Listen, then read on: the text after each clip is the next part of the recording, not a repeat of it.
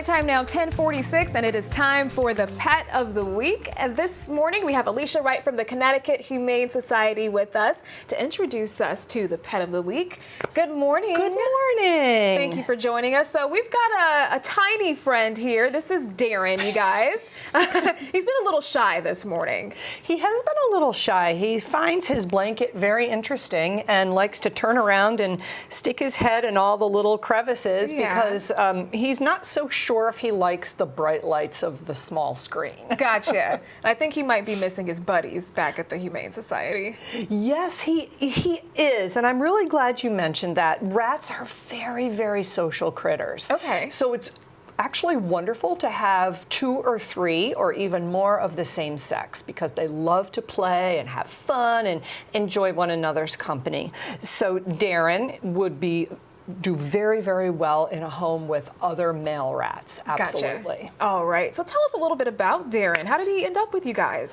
Well, unfortunately, just like the big cats and dogs, sometimes folks aren't able to manage and they turn to us for assistance in helping rehome their pets. So Darren and his friends are looking for a new home. He is 1 year old. So he would technically be, I think, young adult, if you will, in rat years. Rats tend to live 2 to 3 years with really good care. Gotcha. So he's got a little bit of time to go. Okay. Now you mentioned something really interesting earlier. You know, if a family were to adopt a rat, they often are pretty good at certain activities. Yes, they are. They're very, very smart and very trainable. So this is the type of pet where if you have a small space and you can't have a dog, somebody like this is a great choice because you can train them to do things like maze games and find things. You can teach them to fetch. They're very responsive to training for treats. Yes. Very responsive to training for treats, and you do want to have a pretty big tank for them so they've got lots of room to play and have fun when you're not around. But you also want to make sure to take them out and do things like this with them every day, cuddle them, play with their toys, although he has shown very little interest in this particular toy. Maybe it's not good enough for him. I don't know. This isn't the one. So that might not be the one. Are these just like little corks? Yep, those are little corks that he can chew on and play with. Do you want to play, buddy? So far, he kind of thinks, oh, there we go. Oh, we might have a little action. Oh, you've got the touch. Oh, hey. Excellent. Look at that.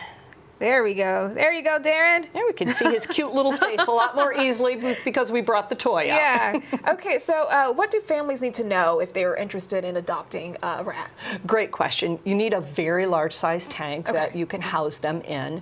You need to make sure you clean it regularly because these guys and gals aren't quite as good about litter box training as some of your other small pets. So daily cleaning's important. Make sure you feed them the right diet, lots of water, and of course regular veterinary care with a veterinarian that specializes in pets like Darren. All right. Well, thank you so much for joining us this morning. Thank you. If you are interested in checking out Darren and his buddies, you can head over to the Connecticut Humane Society. Thank you so much. Thanks for having us. All right, now let's check in with meteorologist Matt Scott. Matt, are you interested? Your kids might need an extra pet. That's right. Symphony, you did such a great job of that, you know, except that when Erica does the Pet of the Week segment, she's holding the animal and gives it a big wet kiss. So we'll wait. You know, I decided I'm going to let Alicia hold Darren. All right. And I did the toy thing here. I was did the a fine job. Of the toy. Pet of the Week whisperer right there, Symphony Privet, everybody. 72 degrees is what we have here in